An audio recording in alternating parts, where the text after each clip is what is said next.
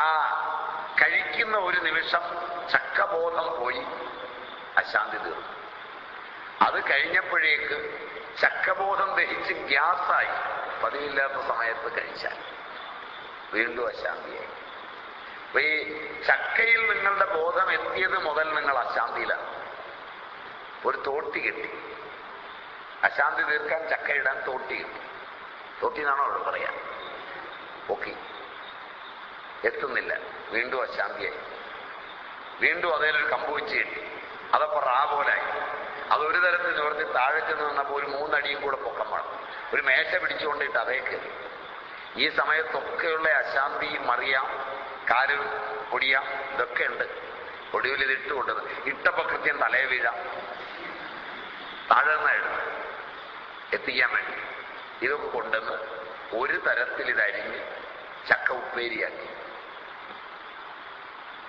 ഇത്രയും പണിക്കിടയിൽ അശാന്തി മാത്രം വഴി. ഉപ്പേരി ആയിക്കഴിഞ്ഞപ്പോൾ ബോധം ചക്കയിൽ നിന്ന് പിൻവലിഞ്ഞു. മനസ്സിലായില്ല? പുതുതായി എന്തെങ്കിലും കിട്ടിയോ? ചക്ക കാണുന്നതിന് മുമ്പുള്ള അവസ്ഥയിൽ ബോധം എത്തിയതാണോ? അതല്ല, ചക്ക പുതുതായി വല്ലതും തന്നോ? ചക്കപ്പണി കഴിഞ്ഞപ്പോ ബോധം പഴയ പോലെ. അപ്പൊ ഇങ്ങനെ ഒരു വിഷയമായി ഉയരുക,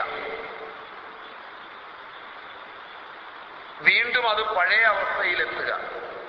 ഉയർന്നു കഴിഞ്ഞുള്ള ബോധം തീരുമ്പോൾ ഉയർന്നതിനെ ഇല്ലാതാക്കിയത് ഈ വിഷയമാണെന്ന് തെറ്റിദ്ധരിക്കുക. ഇതിൽ കിടന്നായി ലോകം കറങ്ങുന്നു. അപ്പൊ വിവരമുള്ളവൻ ആലോചിക്കുന്നു, മുമ്പ് ഈ ചക്ക ഇല്ലാത്തപ്പോ എത്ര സുഖമായിരുന്നു. നമ്മൾ പഠിക്കുന്നത് അങ്ങനെയല്ല. നമ്മൾ പഠിക്കുന്നത് നേരെ തിരിച്ചാ. ഓരോന്നിനും സാധനങ്ങൾ കൊണ്ട് സംതൃപ്തമാകാമെന്ന് വിചാരിച്ചാ ഓടുന്നത്. അവസാനം ഇതെല്ലാം കൂടിയാ നമ്മളെ കൊടുക്കുന്നത്. പണ്ടാണെങ്കിൽ പുറത്തേക്ക് ഇറങ്ങാൻ നേരത്ത് മകൻ ചെരുപ്പ് തേച്ച് കഴുകുന്ന കണ്ടാൽ കാർന്നോര് ചോദിക്കും, എത്ര നേരമായിട്ട് ആ ചെരുപ്പ് നിന്നെ അസ്വസ്ഥമാക്കുന്നു, അതില്ലാതൊന്ന് നടന്നാൽ എത്ര സുഖമുണ്ട്. നിങ്ങൾ അമ്പലത്തിൽ തൊഴാൻ പോവാണ്, ഗുരുവായൂരോ പഴനിയിലോ ഒക്കെ പോയാൽ പഠിക്കാൻ ചെരുപ്പിട്ടേച്ചാ പോയി നിൽക്കുന്നത്. തൊഴുമ്പോ ചെരുപ്പിനെയാണോ തൊഴുന്നത്, ഭഗവാനെ ആയിരിക്കോ? തിരിച്ചു ചെല്ലുമ്പോഴത്തേക്കത് ആരെങ്കിലും അടിച്ചുകൊണ്ട് പോയിട്ടുണ്ടാവും എന്നോർത്താണെങ്കിൽ ഒന്ന് ആലോചിച്ചു നോക്കി. പണ്ട് കാർന്നവന്മാര് പറഞ്ഞു കൊടുക്കുക, മോനെ ഏതൊന്നും കൂടി വേണ്ട എന്ന് വെക്കുമ്പോഴാണ് നീ തൃപ്തനാവുക.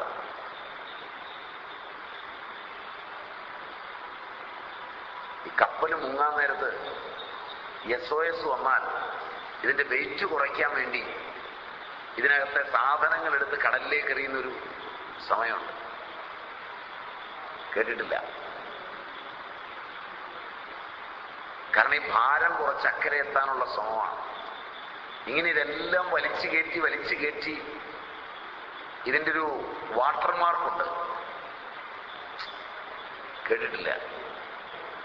കപ്പലിൻ്റെ ഒരു വാട്ടർമാർക്കുണ്ട്.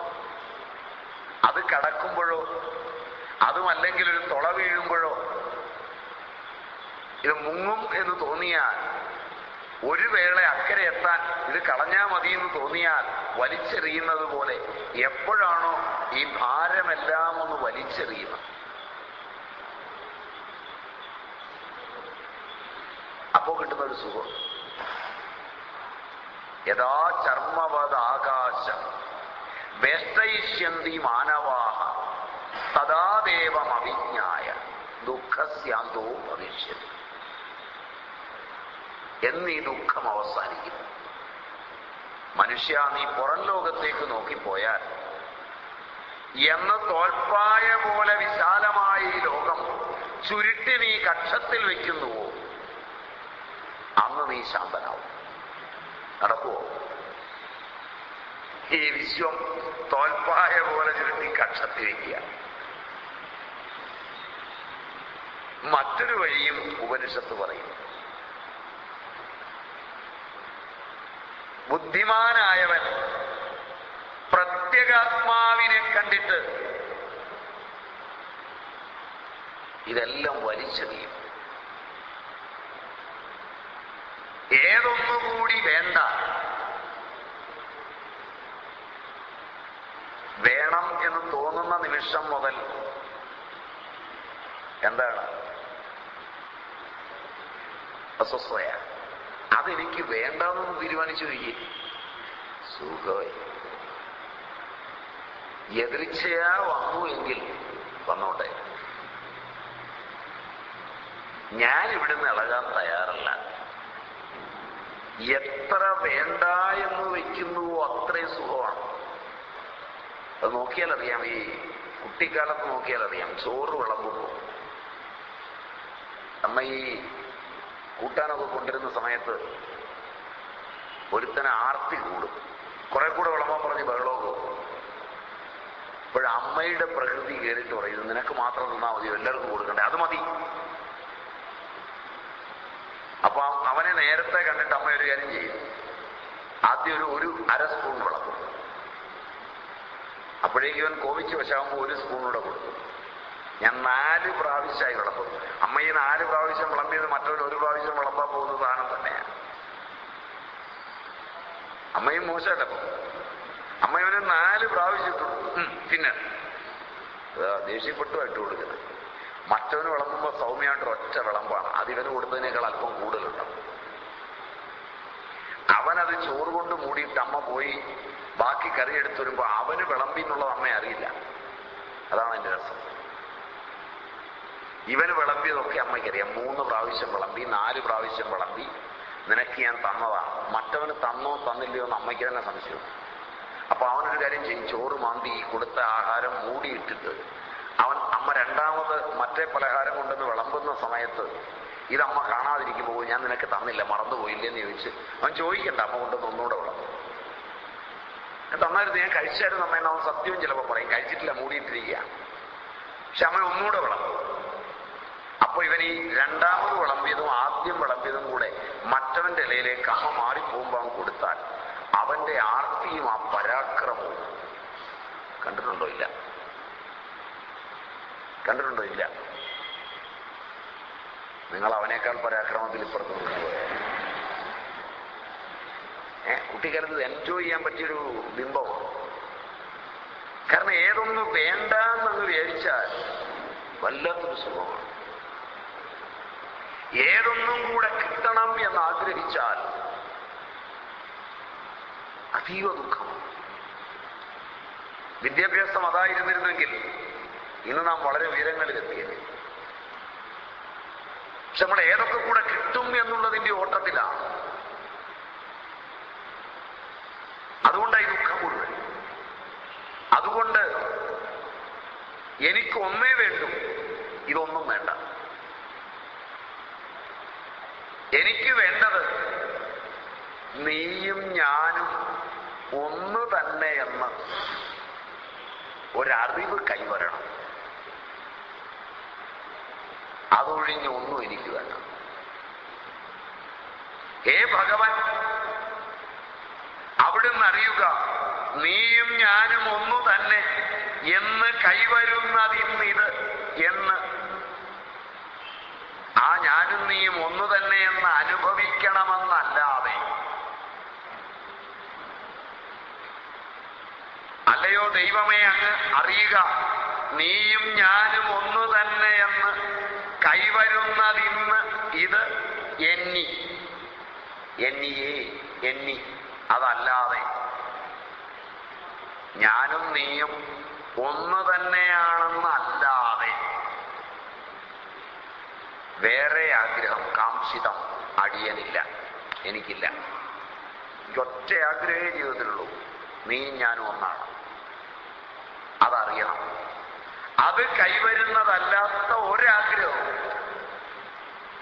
നീയും ഞാനും ഒന്ന് തന്നെ എന്ന് അനുഭവിക്കണമെന്നല്ലാതെ, ആ അനുഭൂതി കൈവരണമെന്നല്ലാതെ ഈ ജീവിതത്തിൽ വേറെ എന്തെങ്കിലും വേണമെന്ന് എനിക്കൊരാഗ്രഹമില്ല. മറ്റുമുള്ളതൊക്കെ വേറെ കാമങ്ങൾ, ഇഹത്തിലും പരത്തിലുമുള്ള വേറെ ആഗ്രഹങ്ങളെല്ലാം ഇഹത്തിലെ ആഗ്രഹങ്ങൾ, പരത്തിലെ ആഗ്രഹങ്ങൾ, സ്വർഗാദി ആഗ്രഹങ്ങൾ.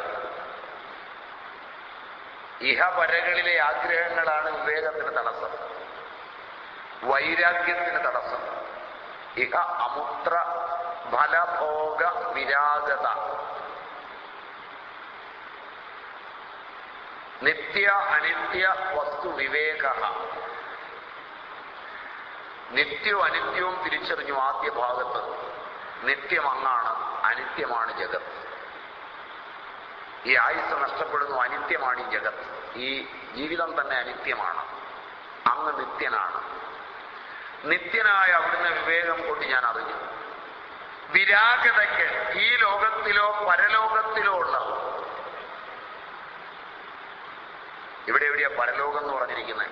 അങ്ങും ഇങ്ങുമായി മാനസിക ലോകങ്ങളിലും ജനിമരണങ്ങളുടെ ലോകങ്ങളിലും സ്വർഗാദി ലോകങ്ങളിലും.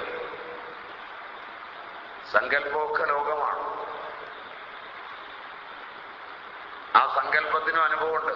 അത്രൈഷ ദേവ സ്വപ്നേ മഹീമാനം അനുഭവതി യദൃഷ്ടം ദൃഷ്ടം അനുപശ്യതി ശ്രുതം ശ്രുതമേവ അനുശൃണോതി ദേശദിഗന്ധരശ്ച പ്രത്യനുഭൂതം പ്രത്യനുഭവതി. ദൃഷ്ടം ച അദൃഷ്ടം ച ശ്രുതം ച അശ്രുതം ച അനുഭൂതം ച അനനുഭൂതം ച സച്ച അസച്ച സർവം പശ്യതി സർവഃ പശ്യതി. സ്വപ്നവും ലോകമാണ്. ആ ലോകവും ഗംഭീരമാണ്. സ്വപ്നത്തിൽ വിറയ്ക്കും, സ്വപ്നത്തിൽ വേർക്കും, സ്വപ്നത്തിൽ തല്ലുകൊള്ളും. ഇപ്പൊ സങ്കല്പ ലോകങ്ങളും അനുഭവം തന്നെയാണ്. മുമ്പ് ഒരു കുഴിയിലേക്ക് മറിഞ്ഞു വീണത് പെട്ടെന്ന് ഓർമ്മ വന്നാൽ അന്ന് ശരീരത്തിനുണ്ടായ ഭാവതലങ്ങളെല്ലാം ഇന്നും ഉണ്ടാവും. വയർക്കും, മുഖം ചുക്കിച്ചുളിയും, വിറയുണ്ടാവും, രോമാഞ്ചം ഉണ്ടാവും. ഒക്കെ കാണിക്കും മറ്റൊരാളെ. ഇപ്പോഴും എനിക്ക് രോമാഞ്ചം ഉണ്ടാവും, ഞാൻ അന്ന് പെട്ടുപോയത്. സാധനമൊന്നുമില്ല, എന്നും നിലനിൽക്കും. അപ്പൊ അത്ര വലിയ ലോകങ്ങളുണ്ട്. മാനസിക ലോകങ്ങൾ, ഈ ലോകങ്ങളെല്ലാം. അപ്പോ അങ്ങല്ലാതെ വേറൊന്ന് എനിക്ക് വേണ്ട, അടിയനില്ല. ശൈവമൊന്നൊഴിഞ്ഞ് ശിവമല്ലാതെ മറ്റുമുള്ളതൊക്കെ വേറെ കാമങ്ങൾ, ഇഹത്തിലും പരത്തിലുമുള്ള കാമങ്ങൾ. അങ്ങുമിങ്ങുമായി വലഞ്ഞുഴന്നിടുന്ന വഴി, ജനിമരണങ്ങൾ ഉണ്ടാക്കി വലയുന്ന വഴിയാണ്. അതെല്ലാം ജനനവും മരണവും ഉണ്ടാക്കുന്ന വഴിയാണ്. അതും നിനക്കിൽ നീ. ആലോചിച്ചു നോക്കിയാൽ അതും നീ തന്നെ. നീ അല്ലാതെ വേറെ ഏതാ ഉള്ളേ? ആ കാമവും കൂടി നീയാണ് ഭഗവൻ. ആ നിലയിൽ നിന്നെ കിട്ടിയാൽ പിന്നെ ഇതെല്ലാം കിട്ടിയില്ലേ? പിന്നെന്തിനാ വേറിട്ട്? വെണ്ണയുണ്ടെങ്കിൽ നറുനെയ് വേറിട്ട് കരുതേണമോ?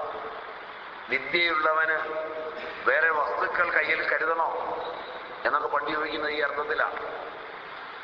ഈശ്വരനായ അവിടുന്ന് അടിയനും ഒരേ ബ്രഹ്മവസ്തു എന്ന് തന്നെ അനുഭവിച്ചറിയുകയല്ലാതെ മറ്റൊന്നും എനിക്കില്ലെന്ന് ഹേ ഭഗവാൻ അവിടുന്ന് മനസ്സിലാക്കിയാൽ എനിക്ക് ഈ ലോകത്തിലെ ഒന്നും തരണ്ട. നചികേതസ് പറഞ്ഞ പോലെ തവൈവ വാഹാസ്തവ നൃത്യഗീതേ. യമൻ വന്ന് പറഞ്ഞു, നൃത്തങ്ങൾ, ഗീതങ്ങൾ, അപ്സരസുകൾ, സ്വരസുന്ദരിമാർ, സ്വത്ത്, പശു എല്ലാം പറഞ്ഞു. നചികേതസ് അതിലൊന്നും കുലുങ്ങിയില്ല. നചികേതസ് പറഞ്ഞു, തവൈവ വാഹാസ്തവ നൃത്യഗീതേ.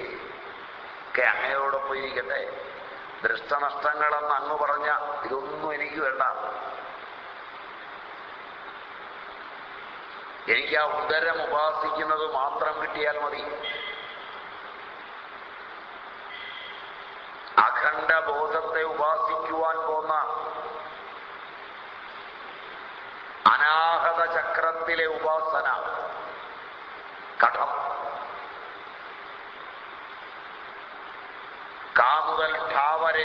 നക്ഷത്രങ്ങൾ നിറച്ച അനാഹതത്തിലെ ആ താമരയിൽ വിരിഞ്ഞു നിൽക്കുന്ന അങ്കുഷ്ടമാത്രനായ പുരുഷനെ മാത്രം മതി. ഇവരൊന്നും വേണ്ട. അതൊക്കെ അങ്ങയോടൊപ്പം ഇരിക്കട്ടെ. അതുപോലെ പ്രാർത്ഥിക്കുക.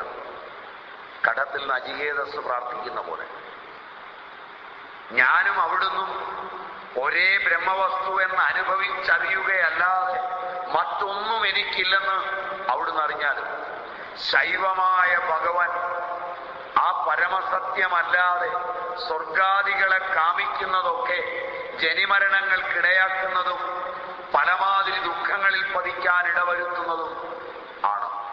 ഒന്ന് ആലോചിച്ചാൽ അതുമൊക്കെ അങ്ങയുടെ ലീലാവിലാസമാണ്.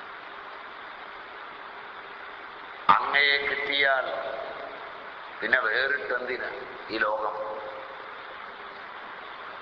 ഇപ്പൊ ചിലര് ധ്യാനിക്കുന്നത് ബ്രഹ്മജ്ഞാനത്തിനാണ്.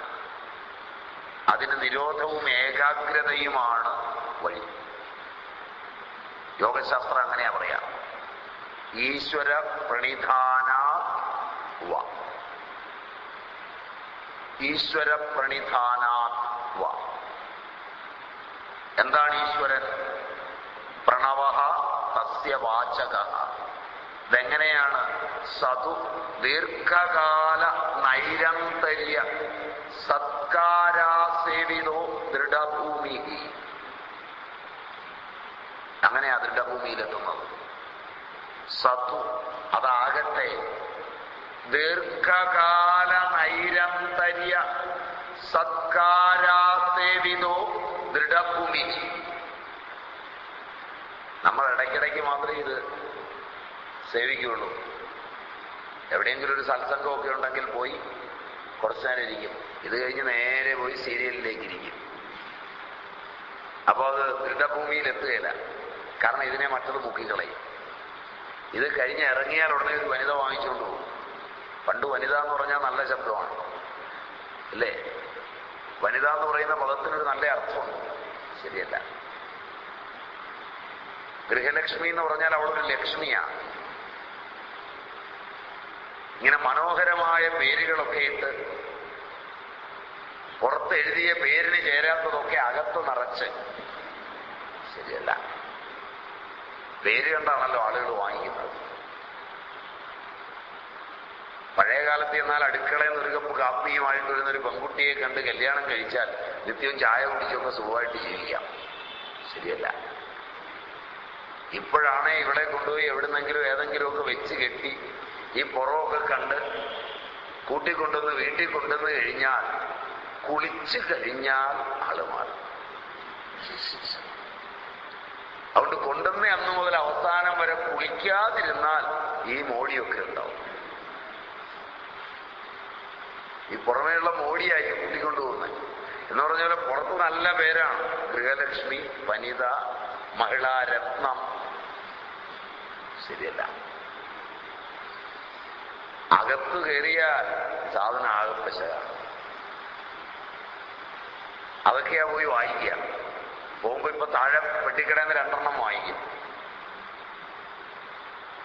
എന്നാ ഇതൊക്കെ കേട്ടു, ഗുരുദേവന്റെ ഒരു പുസ്തകം വാങ്ങിച്ചേക്കാം. ഓ അതിത് മതി. കേട്ടില്ലേ? ഇനിയിപ്പോ അടുത്ത കൊല്ലം.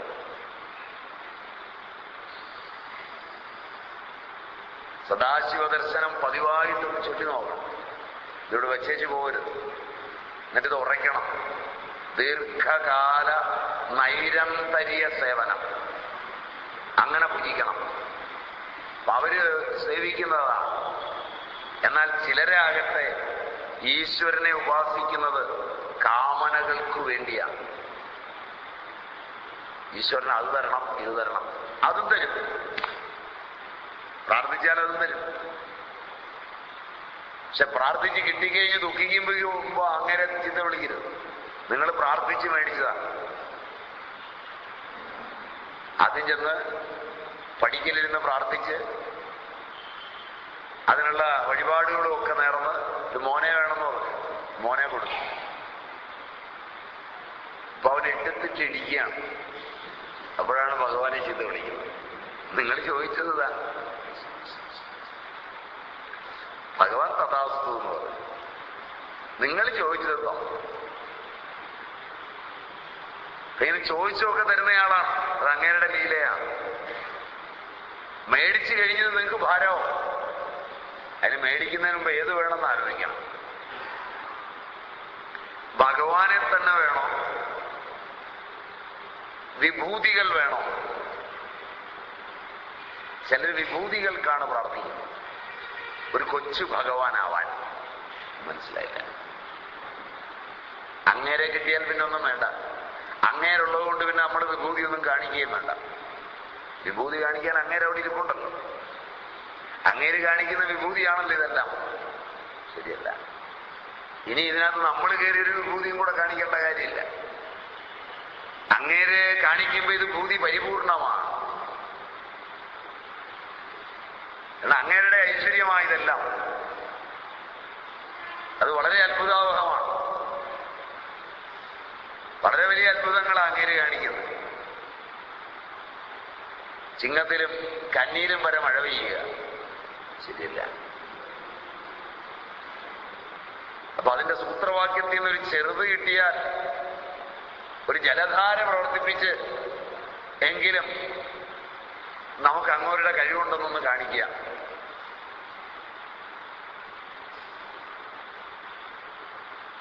അപ്പൊ അദ്ദേഹത്തിന് ഈ വിഭൂതികളൊക്കെ ഉണ്ട്. അതിന്റെ ഒരു അല്പം കിട്ടാനാ ചിലർ ഉപാസിക്കുന്നത്. അത് കിട്ടും. പക്ഷെ കുറച്ച് കഴിയുമ്പോൾ ഇത് പോവും. മറ്റത് പോവില്ല. മറ്റത് നിത്യനിരന്തരമാണ്.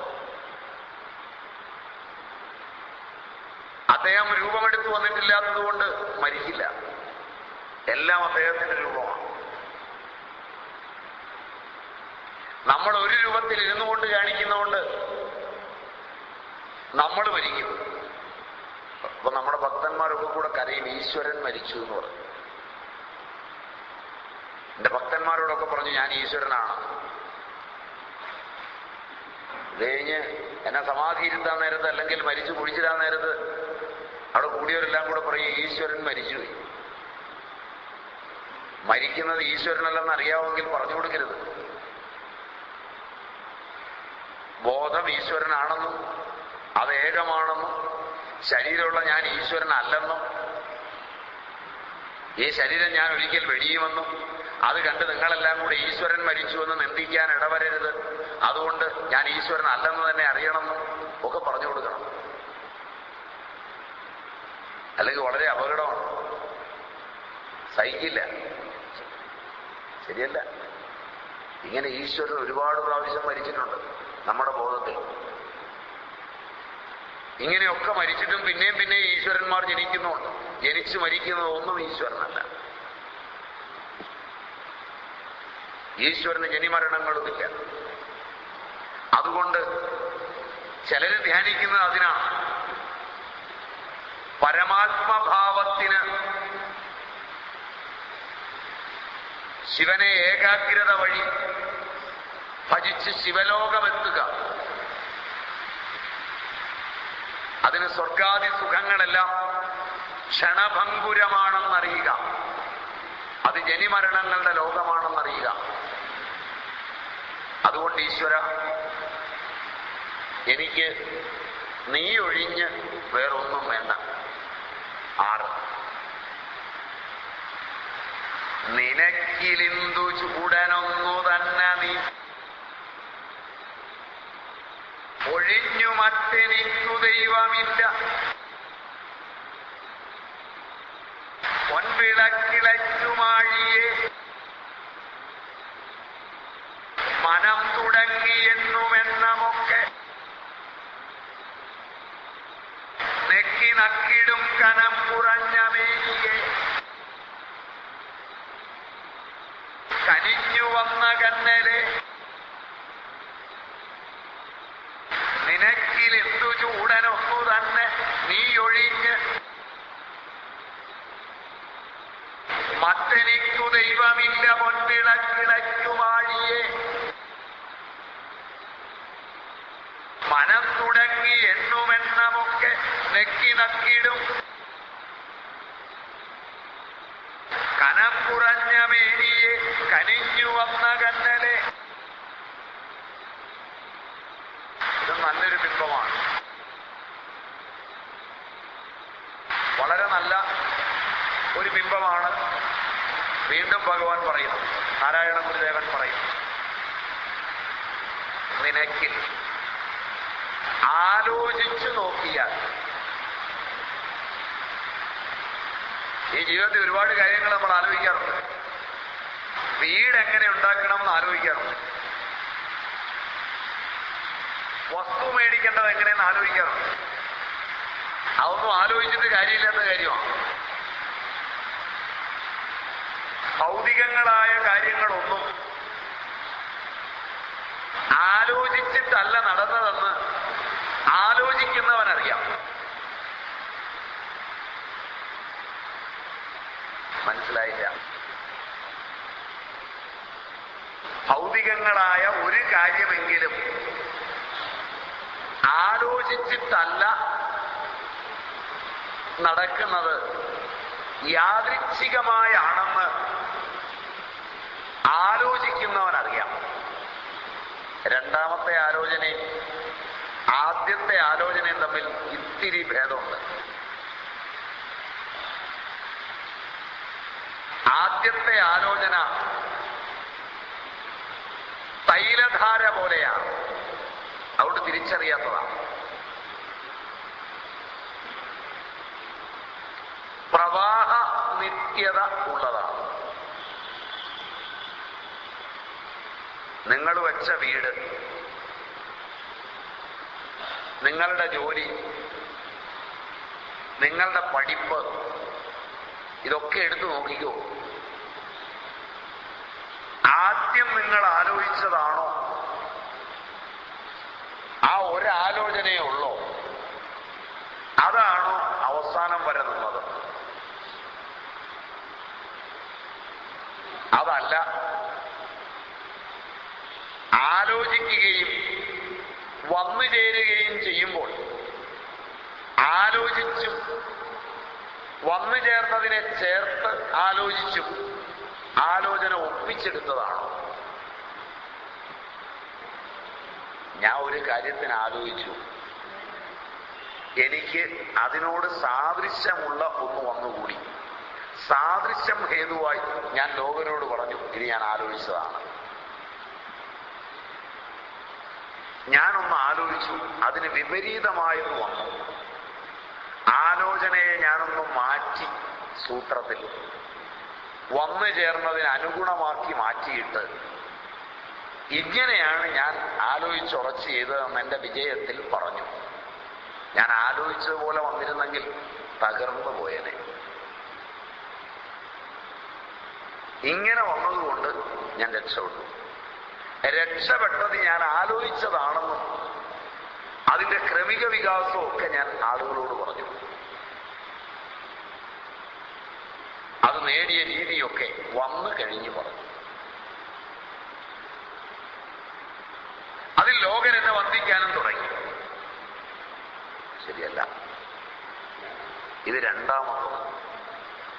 മൂന്നാമത്തത്, ആലോചിച്ചും വന്നു ഇരിക്കുന്നതിന്റെ ആലോചനകളിൽ നിന്ന് അനുകൂലമല്ലാത്തവയെ മാറ്റി വന്നതിനനുഗുണമായി ആലോചനകളുടെ പരമ്പരയെ ചേർത്ത് പ്രവാഹനിത്യതയുള്ള ഒരാലോചനയെയാണോ ഞാൻ ആലോചിച്ച് തീരുമാനിച്ചു എന്ന് പറയുക.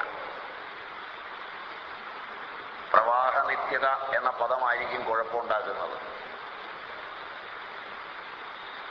നാരദഘട്ടില്, കാശിയില്, വാരാണസിയില് ഒരാൾ ഇറങ്ങി മുങ്ങുക. വേണ്ട, കുറച്ചുകൂടെ മുകളിലായിക്കോട്ടെ, നിങ്ങൾക്ക് ഇനി ബോധ്യം വരാൻ.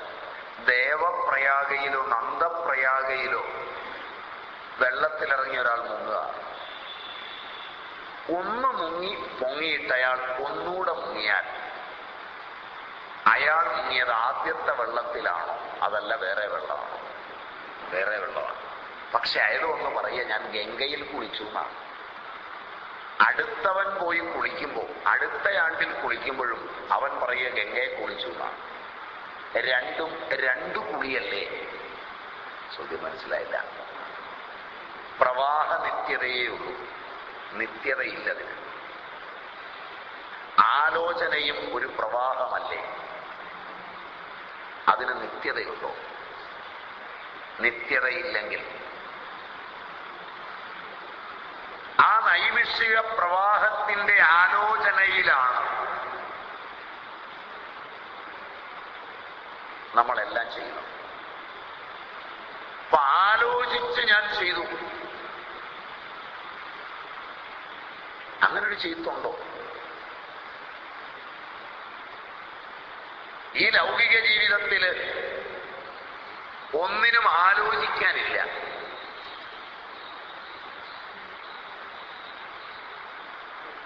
ആലോചിക്കുന്നത് അത്രയും ദുഃഖമാണ്. എന്നാൽ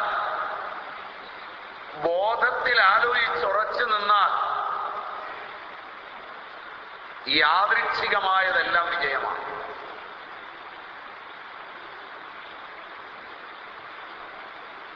ചിലർ വെറുതെ നടക്കുകയുള്ളൂ. കൂടെ നടക്കുന്നവർ ഒരുപാട് ആലോചിക്കും. ചിലർ വെറുതെ നടക്കുകയുള്ളൂ. കാരണം അവർക്കൊരു സത്യം അറിയാം, അവർക്കുള്ളതൊക്കെ ഇവിടെ ഇരിപ്പുണ്ട്. നിങ്ങളിൽ ഒരാളൊരു വീട്ടിലേക്ക് കയറി ചെല്ലുമ്പോൾ ഇറങ്ങി വന്ന് കയ്യെ പിടിച്ച് കൊണ്ടുപോയി അവിടെ ഇരുത്തി കഴുകി പാത്രമൊക്കെ വെച്ച് നിങ്ങൾക്ക് ആഹാരം തന്ന് കഴിപ്പിച്ചെഴുന്നേറ്റ് വിടുന്നു. ഒന്നും നിങ്ങൾ യോജിച്ചില്ല. ഉണ്ട് വയറ് നിറഞ്ഞിരിക്കുകയാണ്, എന്നിട്ട് കൂട്ടുക. വേറൊരുത്തൻ ആലോചിച്ച് ഇവിടെ ചോദിച്ചാൽ കിട്ടുമെന്നൊക്കെ ആലോചിച്ചുറച്ച് പതുക്കെ വന്ന് ചോദിക്കുമ്പോൾ ഒന്നും ഇരിപ്പില്ല. കാരണം അതെല്ലാം തീർന്നു. കാര്യമാണ്, ആലോചിച്ചുകൊണ്ട് കിട്ടുമോ?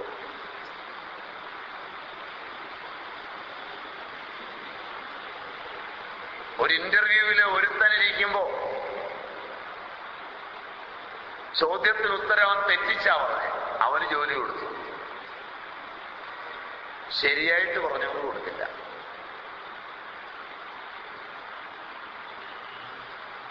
ഒരുത്തൻ ശരി പറഞ്ഞു, അവന് കൊടുത്തു. വേറൊരുത്തൻ പറഞ്ഞ് ശരിക്ക് കൊടുത്തില്ല. എന്താണ് ഈ പ്രപഞ്ച നിയമം? അങ്ങനൊരു പ്രപഞ്ച നിയമം തന്നെ ഉണ്ടോ? വെറുതെ ഇരിക്കുമ്പോഴെങ്കിലും ഒന്ന് ആലോചിച്ച് നോക്ക്. രസകരമാണ്. സൂക്ഷിക്കുകയും വേണം കേട്ടോ.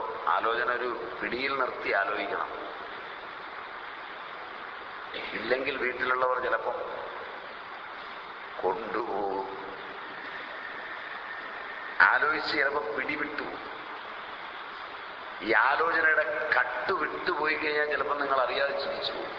അപ്പോഴായിരിക്കും വീട്ടുകാരെങ്കിലും കയറുമെന്ന് കാണുന്നു. വെറുതെ ഇരുന്ന് ചിരിക്കുന്നു, ഒരു മാറി നിന്ന് നോക്കും, ആരോടോ ആംഗ്യം കാണിക്കുന്നു. ഇതെല്ലാം ഈ ബോഡിയിലേക്ക് വരും. ആലോചനയെല്ലാം ആരോടോ ആംഗ്യം കാണിക്കുന്നു, വെറുതെ ഇരുന്ന് വർത്തമാനം പറയുന്നു. നീ ഒന്നിന്ന് നോക്കി, അവനാ മുറിയിലിരുന്ന് എന്തോ കാണിക്കുന്നതെന്ന്. കുഴപ്പമില്ലായിരുന്നല്ലോ, ഇന്നലെ വരെ യാതൊരു കുഴപ്പമില്ലായിരുന്നു. സദാശിവ ദർശനം കേട്ട് കഴിഞ്ഞ് വന്ന് തുടങ്ങിയതാണ്. സൈക്യാട്രിസ്റ്റിനെ പണിയാവുക, വളരെ സൂക്ഷിക്കണം. അതുകൊണ്ട് ആലോചനയെ ചരട് വിടാതെ പിടിക്കണം. അങ്ങനെ ആലോചിച്ച് നോക്കിയാൽ ഒരു കാര്യം ബോധ്യമാവും. ലൗകിക കർമ്മങ്ങളൊക്കെ ആലോചിക്കേണ്ടാത്തതാണ്. ഒരാലോചനയും അതിനാവശ്യമില്ലാത്തതാണ്. അവശ്യം വന്നാൽ ചെയ്താൽ മതി എന്നുള്ളതാണ്. അത് ഈ ചില വീട്ടിലെ അമ്മമാരുണ്ട്, അവർക്ക് ആലോചനയൊന്നുമില്ല. വിശക്കുന്നു, അവരുടെ ആഹാരം കയറി ഉണ്ടാക്കും. അവരെ കയ്യിൽ കിട്ടിയ ചുറ്റുമുള്ള സാധനം, വിശക്കുമ്പോൾ ആഹാരത്തിന് റോ മെറ്റീരിയൽ വേണം. വീട്ടുമുറ്റത്തുനിന്ന് പറിച്ച് തകരയും ചെയ്യുമ്പോൾ താളുമൊക്കെ പറിച്ചു കൊണ്ടുവന്ന് ഒരു സാധനം ഉണ്ടാക്കി കൊണ്ടുവന്ന് വെച്ച് തരും. ഗ്യാസും ഇല്ല, അൾസറും ഇല്ല, പരമാനന്ദ സുഖമായി കഴിച്ചിറങ്ങിപ്പോരാ. ഇന്നയാള് വരുന്നുണ്ട് എന്ന് പറഞ്ഞ് ആലോചിച്ച് ലഡുവും ജിലേബിയും പ്രത്യേകമായിട്ട് വെണ്ടയ്ക്ക വഴറ്റി മനസ്സിലായില്ല. വഴറ്റിയ വെണ്ടയ്ക്കയിൽ മുളകും മല്ലിയും ഒക്കെ വറുത്തരച്ച് കൂടെ ഉണ്ടാക്കി കൊടുക്കും. ഇതാലോചിച്ചുണ്ടാക്കിയ സാധനമാണ്. കഴിച്ചെഴുന്നേക്കുന്നത് മുതൽ വയറ് കേടാവും. ആലോചിച്ചുണ്ടാക്കിയതാണ്. ആലോചിച്ചുണ്ടാക്കുന്നതെല്ലാം നമ്പൂരി ആലോചിച്ച പോലെ. മനസ്സിലായില്ല. തിരുമേനി ആലോചിച്ചറിയില്ല. ഒരു ദിവസം ആളുകൾ നോക്കുമ്പോ ഒരു മഹിഷത്തിന്റെ 2 കൊമ്പിനിടയിൽ നമ്പൂരിയുടെ തല, നമ്പൂരി കാലിട്ടടിക്കുകയാണ്. അപ്പോഴാണ് ആളുകൾ കൂടി വടമൊക്കെ എറിഞ്ഞ് പിടിച്ചു കെട്ടി കൊമ്പറത്ത് പുറത്തിറക്കിയപ്പോ ചോദിച്ചു, തിരുമേനി എന്ത് അബദ്ധമാ കാണിച്ചത്? ഈ മഹിഷത്തിന്റെ ഇടയിൽ തല കയറ്റിയത് ഓടിച്ചെന്ന് കയറ്റിയതാ. 2 ദിവസം ആലോചിച്ച ഇതിനിടയിൽ എങ്ങനെ കയറുമെന്ന് നോക്കി. ഒരർത്ഥത്തിൽ നിങ്ങൾ ഈ കർമ്മരംഗത്ത് ആലോചിക്കുന്നത് മുഴുവൻ ഇതിനാണെന്നാണ് വെടിവട്ടത്തിൽ അവർ പറഞ്ഞത്. വെടിവട്ടം കൂടുമ്പോൾ ഇങ്ങനെയുള്ള ചില തമാശയാ പറയാ. അതിനകത്തുണ്ട് മനുഷ്യ കർമ്മത്തിന്റെ തലം. മനുഷ്യനെല്ലാം ചെയ്യുന്നത് ഇതാണ്. അത് അദ്ദേഹത്തിലാക്കി അദ്ദേഹം തമാശയായി പറഞ്ഞു എന്ന് കൂട്ടിയാൽ മതി. അതാണ് അതിന്റെ ഗാംഭീര്യം. ഒരുപാട് ആലോചിച്ച ഈ വട്ടത്തിനകത്ത് വീഴുന്നത്. നാച്ചുറൽ ആണെങ്കിൽ കുഴപ്പമില്ല, അത് നനയ്ക്കും ആളുകൾ. ഇവിടെ അങ്ങനെയുള്ള നനയ്ക്കലല്ല. നന്നായി ആലോചിച്ചാൽ നിനക്കിൽ ഇന്ദുചൂടനൊന്നു തന്നെ നീ